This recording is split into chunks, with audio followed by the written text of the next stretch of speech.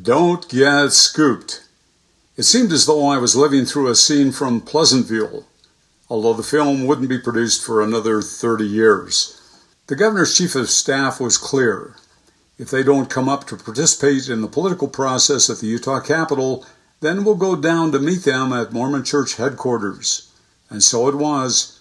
Kurt made occasional pilgrimages 5 decades ago from the governor's office to learn about which way the political wind was blowing at 47 East South Temple. Could this sort of political intrigue inform cities also, Payson, Utah included? Absolutely. Sometimes civic encounters around Utah create deja vu moments, as if inspired by some sort of fictional Pleasantville mindset. Gary Ross's 1998 film introduced Big Bob, Pleasantville's mayor and the town's primo authoritarian, whose stock and trade is repression, personal, social, political. His edicts never caused much annoyance to citizens, though, because they craved the stability and security Big Bob supplies. Indeed, Pleasantville loves mindless conformity, at odds with essential staples of democracy such as libraries and public art, absent there. Pleasantville is a bit like Camelot, where it may never rain till after sundown. At its high school, the basketball team never misses a shot.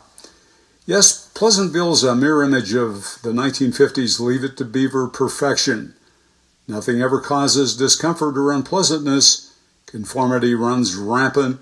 Everything always is the same.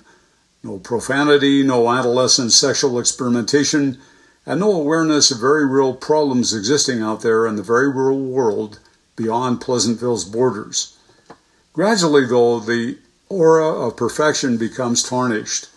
Then the real world emerges as Pleasantville's image evolves away from the idealistic monochrome toward realistic technicolor. Along the way, its citizens make real-world transitions. Even Big Bob permits himself to lose his temper in a public meeting. If Payson were to evolve to become a likeness of the new Pleasantville's emergent realism, the sign, "Don't litter or we'll send you to Utah," might become moot, might even fall out of humor with Bostonians.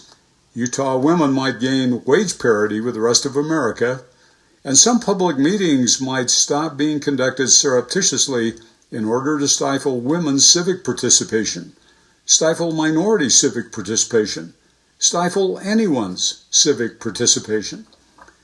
So how to get out of mythic Pleasantville? Indeed, how to not get caught up in it from the very beginning? Try this. Ask lots of challenging questions that'll keep authoritarians off balance. Ditch their idealistic prescriptions about how the world is supposed to work. If you do become drawn in, practice how to exit immediately. In short, don't get scooped. Remember, no scooping allowed.